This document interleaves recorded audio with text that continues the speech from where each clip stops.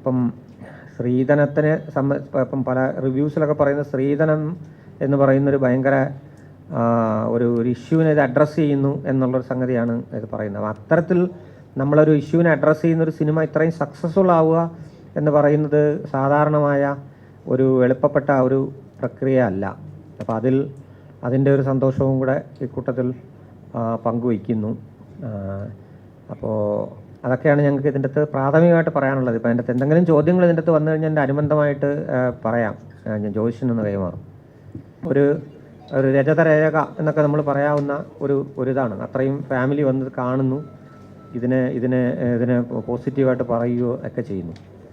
തിരിച്ച് നിങ്ങൾ ഈ പിന്നെ കേരളത്തിൽ ഇത്രയും സംഭവം ഒരു 3-4 പവനെങ്കിലും ഇല്ലാതെ ഒരു പെൺകുട്ടിയുടെയും കല്യാണം കേരളത്തിൽ നടക്കുക അതൊരു കഷ്ടമായിട്ട് മാറിക്കും. നമ്മൾ എത്ര കാലം ചെയ്ത് കഴിഞ്ഞാൽ നിങ്ങൾ ആലോചിക്കേണ്ട 5 പവൻ്റെ സ്വർണം വേണമെന്നുണ്ടെങ്കിൽ ഇന്ന് ഈ പണിക്കൂലി എന്ന് പറയുന്ന സംഗതി എല്ലാം ഉൾപ്പെട്ട് 1 പവൻ്റെ സ്വർണത്തിന് എത്ര രൂപയാകും എന്നുള്ള ഒരു കഥയാണ്. ഈ ഒരു സ്വർണം കൈമറിഞ്ഞു പോകുമ്പോൾ ഒരു പ്രദേശവും ഒരു ജീവിതവും എല്ലാം തകർന്ന് തരിപ്പണമാകുന്നതിൻ്റെ ഒരു കഥയാണ്. അല്ലാതെ ഞങ്ങളതിനെ ഒരു സ്ത്രീധന പ്രശ്നം എന്നുള്ള രീതിയിലല്ല, മനുഷ്യൻ്റെ പ്രശ്നങ്ങൾ.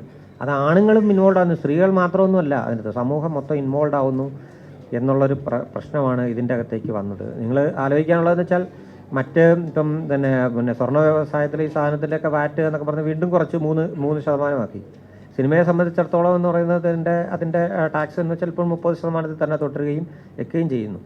ഇതൊക്കെ അഡ്രസ്സ് ചെയ്യാനായിട്ട് ഈ സിനിമാ മന്ത്രാലയങ്ങൾക്കും ഇതുമെല്ലാം കഴിയണമെന്നുള്ളൊരു അഭ്യർത്ഥന ഇതിൻ്റെ അകത്തേക്ക് വരാനുണ്ട്. പൊന്മാൻ സിനിമ ഡയറക്ടറാണ്, ജ്യോതിഷ് എന്നാണ് എൻ്റെ പേര്, ജ്യോതിഷ് ശങ്കർ. ഞാൻ ആദ്യമായി സംവിധാനം ചെയ്ത സിനിമയാണ്. എന്തായാലും ഇപ്പം 3 ദിവസമായി. എല്ലാ സ്ഥലങ്ങളിൽ നിന്നും വരുന്ന അവരുടെ അഭിപ്രായങ്ങൾ വളരെ മികച്ചതാണ്. ഞാൻ വളരെ ഹാപ്പിയാണ്, സിനിമ ചെയ്തതിൽ വളരെ ഹാപ്പിയാണ്.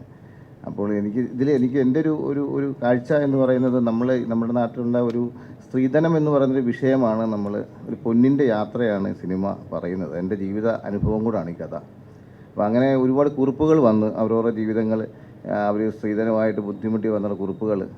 അപ്പോൾ അതൊക്കെ വായിക്കുമ്പോൾ നമുക്ക് വളരെ ഒരു വേദന ഉണ്ടാകുന്നുണ്ട്. അതുപോലെ നൊമ്പരപ്പെടുത്തുന്ന ഒരു സിനിമയാണ് പൊന്മാൻ. അപ്പോൾ ബാക്കി കാര്യങ്ങളൊക്കെ ചേട്ടൻ പറയും. ഇതിൽ ഈ സിനിമ സക്സസ്സായാൽ സന്തോഷം. സിനിമയിൽ വന്നത് സംവിധായകനാകാൻ വേണ്ടി തന്നെയാണ്. അപ്പം ഞാൻ ഫൈൻ ആർട്സ് പ്രോഡക്റ്റാണ്. അപ്പോൾ അതുകൊണ്ട് എനിക്ക് അവസരം കിട്ടിയത് കലാസംവിധാന സഹായിയായിട്ടായിരുന്നു. അങ്ങനെ ആദ്യത്തെ സിനിമ തൊട്ടും സിനിമ സംവിധാനം ചെയ്യണമെന്നുണ്ടായിരുന്നു. അപ്പോൾ അങ്ങനെ നല്ലൊരു കഥയുണ്ടായില്ല. അപ്പോൾ ചേട്ടൻ 4 ചെറുപ്പക്കാരെന്ന് പറഞ്ഞാൽ നല്ലൊരു കഥയുണ്ടായപ്പോൾ നല്ലൊരു സിനിമ ചെയ്തു.